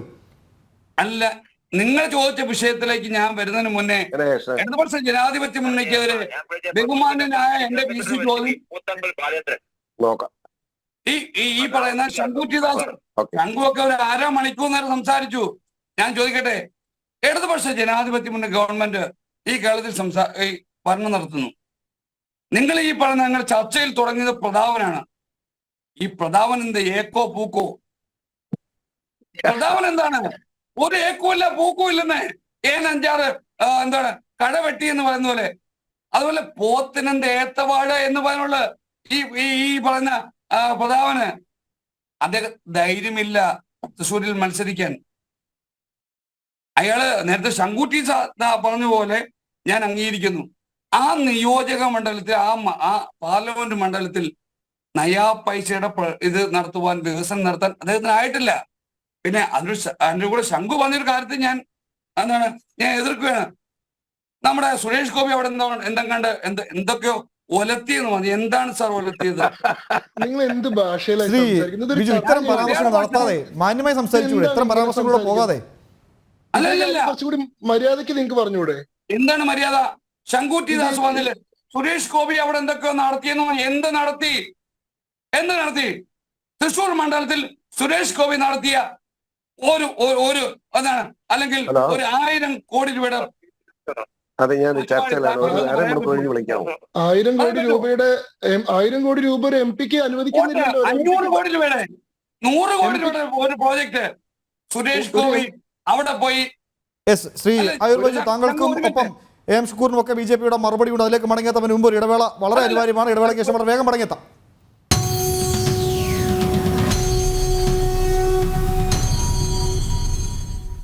ശ്രീ ശങ്കുട്ടിദാസ്, ശ്രീ ഷുക്കൂർ പറഞ്ഞത് 2 കാര്യങ്ങളാണ്. ഒന്ന്, TN പ്രതാപനെ BJP-ക്ക് പേടിയാണ്, ഭയപ്പെടുന്നു. അതുകൊണ്ടാണ് ഇത്തരം പരാമർശങ്ങളൊക്കെ BJP-യുടെ ഭാഗത്തുണ്ടാകുന്നത്. അതുകൊണ്ടാണ് ഇത്തരം ചർച്ചകളിലേക്ക് BJP പോകുന്നത്. 2, PFI ബന്ധം എന്നത് ഒരു ജനപ്രതിനിധി എന്ന നിലയ്ക്ക് മാത്രം നടത്തിയ ഇടപെടലുകളാണ്. അതിനെ ഈ TN പ്രതാപനുള്ള ഭയം കൊണ്ടാണ് BJP ഇത്തരത്തിലുള്ള പ്രചരണങ്ങളിലേക്ക് ഒരു വർഗീയ ഒരു വിഭാഗീയതയിലേക്ക് കൊണ്ടുപോകാനാണ് BJP ശ്രമിക്കുന്നത് എന്നാണ്. താങ്കളുടെ മറുപടി പ്രതീക്ഷിക്കുന്നു. നോക്കൂ, ഞാൻ ഷുക്കൂറിന് മാത്രം മറുപടി പറയാം, അതാവും നല്ലതെന്ന് എനിക്ക് തോന്നുന്നു. കാരണം ഒരു എം പിക്ക് ഒരു വർഷം അനുവദിക്കുന്ന മാക്സിമം അലോട്ടഡ് ഫണ്ട് എന്ന് പറയുന്നത് 5 കോടി രൂപയാണ്. 5 കോടി രൂപ അലോട്ടഡ് ഫണ്ട് എന്ന് പറയുന്നത് തെരഞ്ഞെടുക്കപ്പെട്ട എം പിമാർക്കാണ്, നോമിനേറ്റഡ് എം പിമാർക്ക് പോലും അല്ല. അങ്ങനെയുള്ള ഒരു എം പി 1000 കോടിയുടെ പദ്ധതി നടത്തിയത് കാണിച്ചു, 500 കോടിയുടെ പദ്ധതി നടത്തിയത് കാണിച്ചു. 1.6 ആണ്. 1,60,60,000 രൂപ അവർക്ക് ലഭിക്കുന്നു. അങ്ങനെ 12 മാസമാണെങ്കിൽ 19 ലക്ഷം രൂപ ഇവർക്ക് ഒരു വർഷം കിട്ടും. അത് ശമ്പളമാണ്.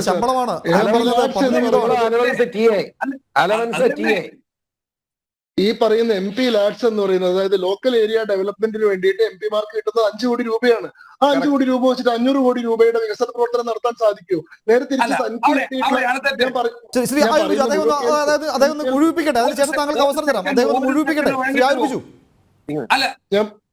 ഞാൻ പറയും. ഇല്ല, താങ്കൾ പറഞ്ഞ മുഴുവൻ അവർ കേട്ടല്ലോ, ഒന്ന് കാത്തിരിക്കൂ. താങ്കൾ പറഞ്ഞ മുഴുവൻ അവർ കേട്ടല്ലോ, ഒന്ന് കാത്തിരിക്കൂ. താങ്കളിലേക്ക് വരാം, ഉറപ്പായിട്ട് വരാം, ഒന്ന് കാത്തിരിക്കൂ. അല്ലല്ല, നമ്മുടെ ഡിബേറ്റ് ആണല്ലോ. 1 സെക്കൻഡ് വഴി തന്നാ മതി. ഒറ്റ സെക്കൻഡ്. ഇന്ത്യ മഹാരാജ്യത്തിലെ കോടാനുകോടി രൂപയുടെ ബഡ്ജറ്റുകൾ ഉണ്ടാകുന്നു. കോടാനുകോടി രൂപ നമ്മുടെ ഓരോ സ്റ്റേറ്റിലേക്കും വരുന്നു. അതിൽ എത്ര രൂപ ഈ ഇദ്ദേഹം കൊണ്ടുവന്നു? അതാണ് എന്റെ ചോദ്യം. ഈ രാജ്യത്തെ വികസന പ്രവൃത്തികളുമായി ബന്ധപ്പെട്ട് ഒരു എം പി ആ എം പിയുടെ മണ്ഡലത്തിൽ എത്ര കോടി രൂപ കൊണ്ടുവന്നു? അവിടെയാണ് ചോദ്യം. നോക്കൂ, ഞാൻ പറയട്ടെ. സുരേഷ് ഗോപിക്ക് അനുവദിക്കപ്പെട്ടിട്ടുള്ള 5 കോടി രൂപയിൽ നിന്ന് 1 കോടി രൂപ മുടക്കിയിട്ടാണ് ശക്തൻ സ്റ്റാൻഡിലുള്ള ഫിഷ് മാർക്കറ്റ് റെനോവേറ്റ് ചെയ്തത്. ഇതിന് സുരേഷ് ഗോപി വിജയിക്കാഞ്ഞിട്ട് പോലും തൃശൂർ കോർപ്പറേഷന് വേണ്ടി ഇത്രയും വലിയ തുക ചെലവഴിച്ചതിന് തൃശൂർ മേയർ ആയിട്ടുള്ള MK വർഗീസ് ബഹുമാനപ്പെട്ട സുരേഷ് ഗോപിക്ക് അയച്ചിട്ടുള്ള അഭിനന്ദനവും നന്ദിയും പറയുന്ന കത്ത് അദ്ദേഹം തന്നെ പുറത്തു വിട്ടിട്ടുണ്ട്. കോൺഗ്രസ് ഒന്നും അല്ല, അദ്ദേഹം മുൻ കോൺഗ്രസ് നേതാവായിരുന്നു, കോൺഗ്രസ് വിമലായിരുന്നു. ഒരുപാട് പേരുണ്ട് ഇപ്പൊ. LDF പിന്തുണയോട് കൂടിയിട്ടാണ് അദ്ദേഹം മേയറായത്. അതുവരെ നിങ്ങളുടെ നേതാവായിരുന്നു, അതുവരെ നിങ്ങളുടെ നേതാവായിരുന്നു. ശരി, അപ്പൊ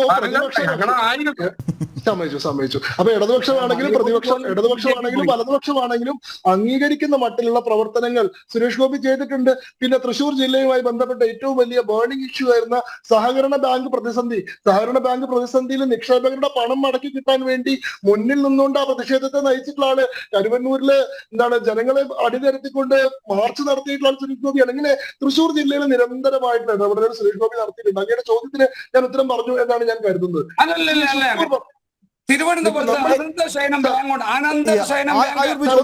താങ്കൾ സംസാരിച്ചപ്പോൾ അവർ ഇടപെട്ടില്ല. അവരത് പറഞ്ഞു തീർക്കട്ടെ, താങ്കളിലേക്ക് വരാം. അവരത് പറഞ്ഞു തീർക്കട്ടെ. സുരേഷ് ഗോപി ഒരു പ്രോഗ്രാം നടത്തിയില്ല. അവിടെ ശ്രീ ആയൂർ ബിജു, താങ്കളിലേക്ക് വരാം. താങ്കൾക്ക് തന്ന അവസരത്തിൽ അവർ ആരും ഇടപെട്ടില്ല. അവരൊന്ന് കംപ്ലീറ്റ് ചെയ്യട്ടെ, അതിന് താങ്കളിലേക്ക് മടങ്ങിയെത്താം. ഞാൻ അങ്ങയുമായിട്ട് ചർച്ചയ്ക്കല്ല വന്നിട്ടുള്ളത്. ഞാൻ ഈ വിഷയത്തിൽ എന്റെ പാർട്ടിയുടെ നിലപാട് അവതരിപ്പിക്കാനാണ്. ഞാൻ എന്റെ ഊഴത്തിൽ സംസാരിക്കാം, അങ്ങയുടെ ഊഴത്തിൽ സംസാരിച്ചോളൂ.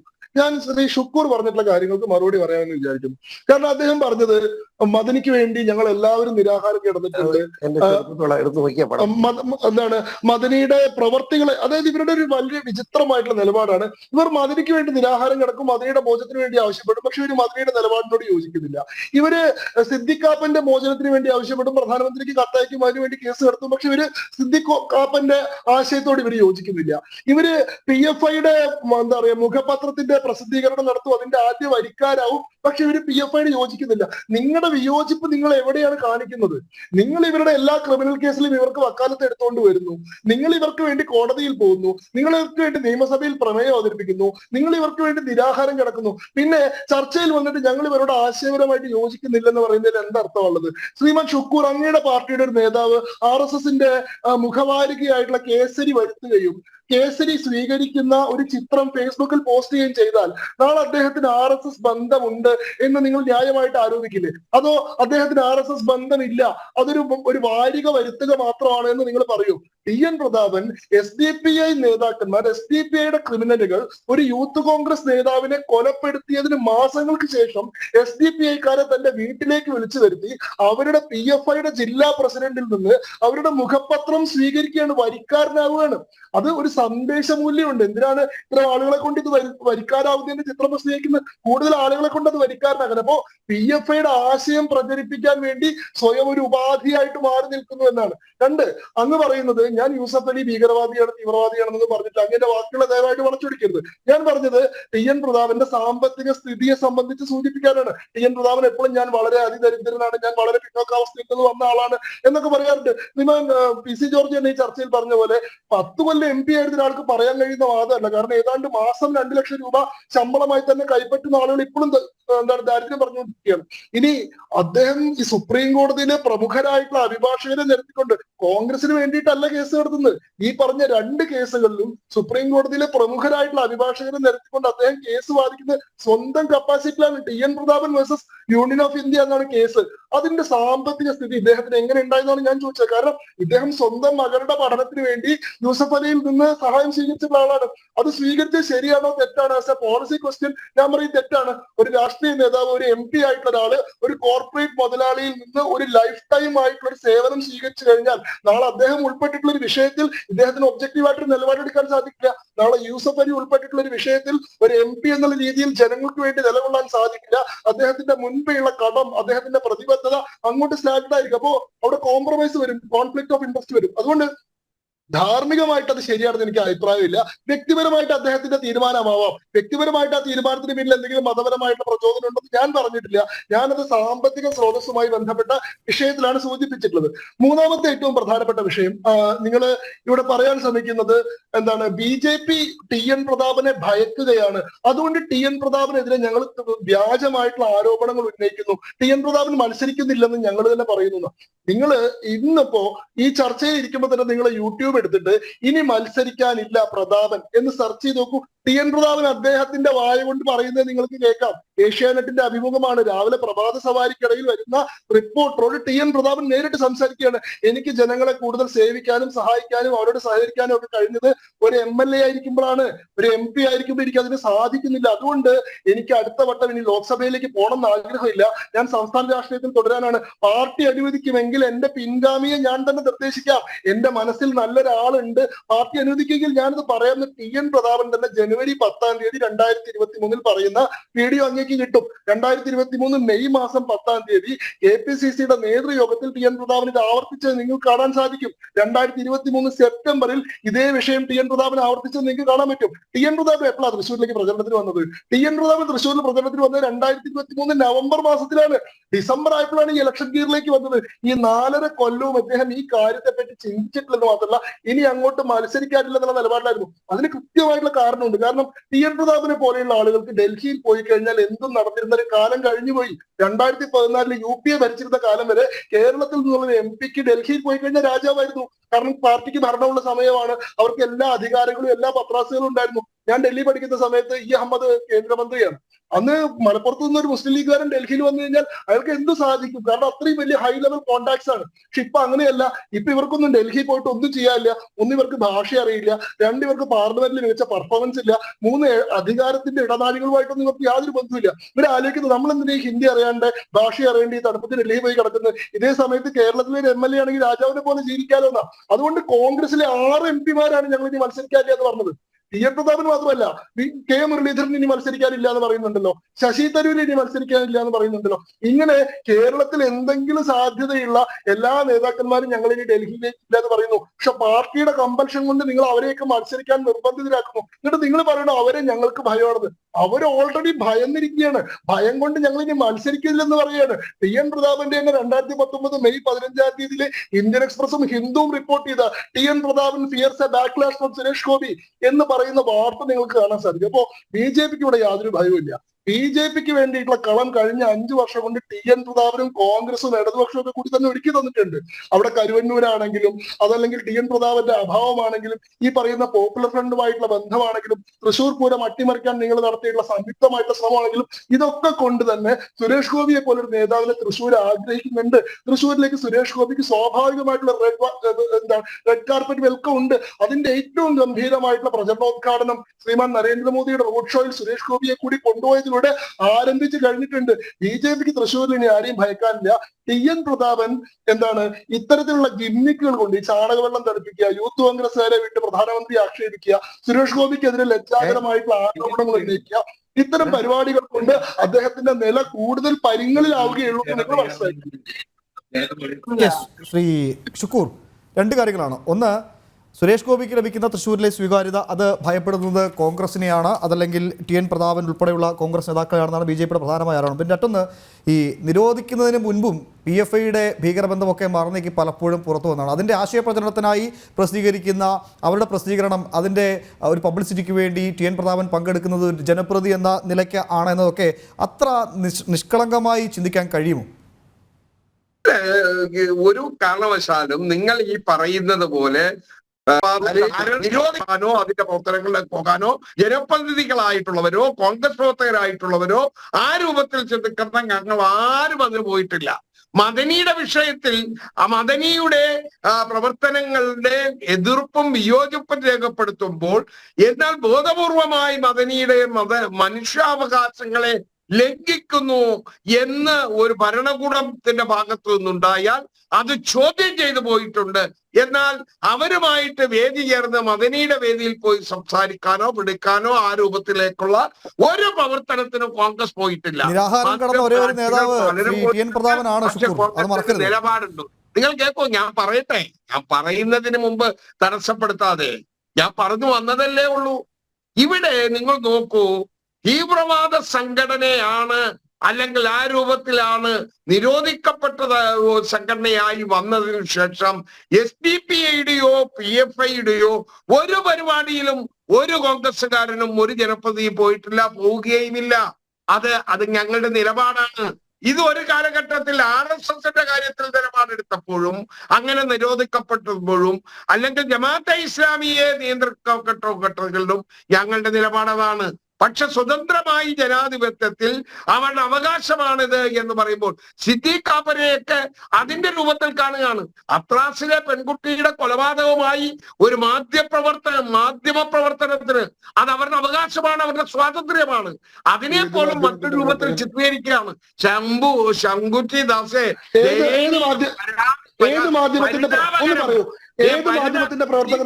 ബഹുമാനപ്പെട്ട പരമോന്നത നീതിപീഠം ഏത് രൂപത്തിലാണ് അത്തരത്തിൽ അവരുടെയൊക്കെ കേസിനെ കണ്ടതും അവരുടെയൊക്കെ അറസ്റ്റിനെ കണ്ടതും എന്നുള്ളത് വ്യക്തമാണ്. വെറുതെ ഇല്ലാത്ത വെക്കണ്ട. നിങ്ങൾ വേറൊന്നും കൂടി പറഞ്ഞു, അതിനും ഞാൻ മറുപടി തരികയാണ്. ഇവിടെ PC ജോർജിലേക്ക് ഞാൻ വരാം. PC ജോർജിലേക്ക് കൂടെ പോട്ടെ. PC ജോർജ് ഉൾപ്പെടെ MLA ആയിരുന്നപ്പോൾ എത്രയോ PFIയുടെ ഫ്രീഡം റാലികളിൽ പങ്കെടുത്തിട്ടുണ്ട്. അദ്ദേഹത്തിന്റെ നിയോജകമണ്ഡലങ്ങളിൽ ഫ്രീഡം റാലി എന്താണ്? സ്വാതന്ത്ര്യ ദിനത്തിൽ, റിപ്പബ്ലിക് ദിനത്തിൽ അവർ നടത്തിയ സ്വാതന്ത്ര്യ ദിനാഘോഷ പരിപാടികൾ എന്ന് പറഞ്ഞ് നടത്തിയ ഫ്രീഡം റാലികൾ അത് അന്ന് നിരോധിക്കപ്പെട്ടതല്ല. പോയേ പറ്റും ഒരു ജനപ്രതിനിധിക്ക്. അവർ വിളിക്കുമ്പോൾ അവർ ഇത്തരത്തിലുള്ള ഒരു തീവ്രമായ പ്രവർത്തനത്തിന്റെ ഭാഗമായിട്ട് അന്ന് ചിത്രീകരിക്കപ്പെട്ടിരുന്നില്ല. അതിനും ഏതാനും മാസങ്ങൾക്ക് മുൻപാണ് ശ്രീ ഷുക്കൂർ താങ്കളുടെ പാർട്ടിയുടെ യുവ നേതാവിനെ നിഷ്ഠൂരം വെട്ടിക്കൊലപ്പെടുത്തിയ സംഘടന. അതെങ്കിലും പരിഗണിക്കണ്ടേ? ഭീകരവാദമൊക്കെ മാറ്റി വെക്കൂ, അതെങ്കിലും പരിഗണിക്കണ്ടേ? കുറഞ്ഞ പക്ഷം എന്നോട് വേണ്ട ഇത്തരത്തിലുള്ള വഴിതിരിക്കൽ. ഞാൻ ഇത് പറയുന്നത് നിങ്ങൾ കേൾക്കണം, ഇത് പ്രേക്ഷകർ അറിയണം. നിങ്ങൾക്ക് ബോധപൂർവ്വം ഇപ്പോൾ തന്നെ ശംഖു പറയുന്നത് അയിത്തമാണ്. അയിത്തത്തിന്റെ കാലമല്ല പോയിന്റെ ശംഖു. ഇതെല്ലാം രാഷ്ട്രീയമായി കാണണ്ടേ? PC ജോർജ് പറയുന്നു പ്രധാനമന്ത്രിയെ രാഷ്ട്രീയമായി കാണണം. പ്രധാനമന്ത്രിയെ രാഷ്ട്രീയമായും പ്രധാനമന്ത്രിയുമായി കാണണം. ഇന്ത്യൻ പ്രധാനമന്ത്രി പറയുന്നു സ്വർണ്ണക്കള്ളക്കടത്ത്. പ്രധാനമന്ത്രിയും മുഖ്യമന്ത്രിയും തമ്മിലുള്ള കള്ളക്കടത്തുണ്ട്. അന്തർധാരകളാണ് ആ കള്ളക്കടത്ത് എന്ന് പറയുന്നത്. പല അന്തർധാരകളുണ്ട്. അന്തർധാരകളുടെ ഭാഗമായി മുഖ്യമന്ത്രി, പ്രധാനമന്ത്രിയായ രാഷ്ട്രീയ നേതാവ് രാഷ്ട്രീയം പറഞ്ഞു എന്ന് പറയുന്നതിന് ഇതുവരെ മറുപടി പറഞ്ഞിട്ടില്ല. മാത്രമല്ല, ഇപ്പോൾ ഒരു ആരോപണം പുറത്തു വന്നിരിക്കുന്നത് ബഹുമാനപ്പെട്ട ഗവർണർ BJPയുടെ നേതാവിനെതിരെ കേസെടുക്കരുത് എന്ന് പറഞ്ഞ് കത്ത് കൊടുത്തിരിക്കുന്നു. കുഴൽപ്പണ കേസാണ്. അത് മറ്റൊരു തീവ്രവാദത്തിന്റെ ഭാഗമാണ്, മറ്റൊരു ദേശദ്രോഹത്തിന്റെ ഭാഗമാണ്. ആ കേസിന്റെ സ്വഭാവം എന്തേ എങ്ങോട്ട് പോയിരിക്കുന്നു? അങ്ങനെ ആരോപണം വന്നിരിക്കുന്നു. ആ ആരോപണത്തിൽ എത്രമാത്രം സത്യമുണ്ട് എന്ന് നിരുത്തരവാദിത്തപരമായ ചർച്ചകളിൽ സംസാരിക്കരുത്, അതും ഗവർണർക്കെതിരെ. അല്ല, ഗവർണർക്കെതിരെ ജനാധിപത്യ രാജ്യമാണിത്. ഏത് കേസാണ് പറഞ്ഞാൽ ഏത് കേസാണ്? ആരാണ് കത്ത് കൊടുത്തു? വ്യക്തമായിട്ട് പറയൂ. ജനാധിപത്യ രാജ്യം, പത്രങ്ങളിൽ ആക്ഷേപം വന്നിരിക്കുന്നു, വ്യക്തമായി അതിന്റെ ചിത്രം വരാനിരിക്കുന്നു. ഞാനിങ്ങനെ പത്രങ്ങളിലും മറ്റ് ചാനലുകളിലും ചർച്ചകളിൽ ആരോപണങ്ങൾ അത് വ്യക്തമാക്കണം. ദിവസം പത്രങ്ങളൊക്കെ വായിക്കുന്ന ആളുകൾ നമ്മളൊക്കെ ഒരു പത്രത്തിൽ അങ്ങനെ വാർത്ത കണ്ടിട്ടില്ല. ഞാൻ ഒന്ന് രണ്ട് പത്രങ്ങളിൽ വായിച്ചു പോയതാണ്. അങ്ങനെ അടിസ്ഥാനപരമായ ആരോപണം ഉന്നയിച്ച് പോകരുത്. അങ്ങനെ അടിസ്ഥാനപരമായ ആരോപണം ഉന്നയിച്ച് പോകരുത്. അത് വ്യക്തമാക്കിയിട്ട് പോകണം. ഗവർണർ ചർച്ച ചെയ്യപ്പെടുന്നു. കുഴൽപ്പണ കേസിലെ പ്രതിക്കെതിരെ നടപടിയെടുക്കുന്നുണ്ടെങ്കിൽ അത് ഏത് കേസിലാണ്? കൊടുത്തു എന്ന് പൂർണ്ണമായും വ്യക്തമായി പറയുന്നില്ല. അങ്ങനെ ചർച്ച ഉണ്ടായി. താങ്കൾ ആ പ്രസ്താവന പിൻവലിക്കണം. എവിടെ ചർച്ച ഉണ്ടായി? എവിടെ? താങ്കൾക്ക് ബോധ്യമില്ലെങ്കിൽ അങ്ങനെ പ്രസ്താവന പിൻവലിക്കണം. കാരണം ഗവർണർക്കെതിരെയാണ് അത്തരം ആരോപണം താങ്കൾ ഉന്നയിച്ചിരിക്കുന്നത്. വരക്കുകയാണല്ലോ. ഏതായാലും ഇന്നലെയും മെനഞ്ഞാന്നുമായിട്ടാണല്ലോ ഇതിന്റെ പുച്ഛമായിട്ട് വരുന്നത്. എന്തായാലും നമുക്കറിയാം, കേരളത്തിന്റെ മുഖ്യമന്ത്രിയുടെ ലാവ്ലിൻ കേസ് അഴിമതി കേസാണ്. 36 തവണയാണ് മാറ്റിവെക്കപ്പെട്ടത്. മാറ്റിവെക്കപ്പെട്ടപ്പോൾ പലപ്പോഴും സംഭവിച്ചെന്താ, ഒരു ഘട്ടത്തിൽ സൊളിസിറ്റർ ജനറൽ ഗവൺമെന്റിന്, കേന്ദ്ര ഗവൺമെന്റ് ആള് വരില്ല, അല്ലെങ്കിൽ സംസ്ഥാന ഗവൺമെന്റിന്റെ അഭിഭാഷകൻ അഡ്വക്കേറ്റ് അതിനെ ചുമതലപ്പെടുത്തിയ സുപ്രീം കോടതിയിൽ അഭിഭാഷകൻ വരില്ല, അല്ലെങ്കിൽ CBIയുടെ അഭിഭാഷകൻ വരില്ല. എന്തൊരു പോക്കാണിത്? എന്താ കെജ്രിവാളിനെ നോട്ടീസ് കൊടുക്കുന്നു, മുഖ്യമന്ത്രിയാണ്. സ്വർണ്ണ കള്ളക്കടത്ത് കേസിൽ അഞ്ച് ഏജൻസികൾ അന്വേഷിച്ചതാണല്ലോ, കേന്ദ്ര ഏജൻസികൾ. അദ്ദേഹം പ്രധാനമന്ത്രിയായിട്ട് പറയേണ്ട, രാഷ്ട്രീയ നേതാവായിട്ട് ബാക്കി പറയേണ്ട കാര്യങ്ങൾ പറയണ്ടേ? അന്വേഷണം പൂർത്തിയായിട്ടില്ല, അത്ര ഉറപ്പോടെ പറയാതെ ഏത് വിഷയവും സംഭവിക്കാനുള്ള കാര്യങ്ങളൊക്കെ തന്നെയാണ്. അത് പറയാൻ തയ്യാറാകത്ത എന്തേ? അത് പറയാൻ പ്രധാനമന്ത്രിയായ രാഷ്ട്രീയ നേതാവ് പറയാത്തത് എന്തേ? ശിവശങ്കറിന് അന്തർധാരകളാണ്, അത് ചില അഡ്ജസ്റ്റ്മെന്റുകളാണ്. കേരളത്തിന്റെ മുഖ്യമന്ത്രി, നിങ്ങൾ ഇവിടെ ബിജു വേണ്ടാത്തതെല്ലാം പറഞ്ഞ്, ഞാൻ അത്രം വൃത്തികെട്ട ഭാഷ ഉപയോഗിക്കാനേ ആഗ്രഹിക്കുന്നില്ല. അദ്ദേഹത്തിന്റെ നിലവാരം അതാണ്. ബിജു പറഞ്ഞതുപോലെ ആ ഭാഷയിൽ അതിനേക്കാൾ 2 കൂട്ടി പറയാൻ എന്റെ ആ സംസ്കാരം ചന്ത സംസ്കാരം അല്ല.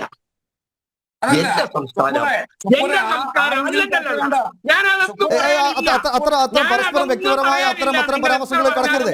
അതിന് ഞാൻ വഴങ്ങത്തുമില്ല. നമുക്ക് അത്തരം വ്യക്തിപരമായ പരാമർശങ്ങളിലേക്ക് പോകരുത്. താങ്കൾക്ക് ഈ തരത്തിലേക്ക് സംസാരിക്കാൻ കഴിയുമെങ്കിൽ താങ്കൾക്ക് ചർച്ച അവസാനിപ്പിക്കാവുന്നതാണ്. നിങ്ങൾ ഒരു കാര്യം മനസ്സിലാക്കണം.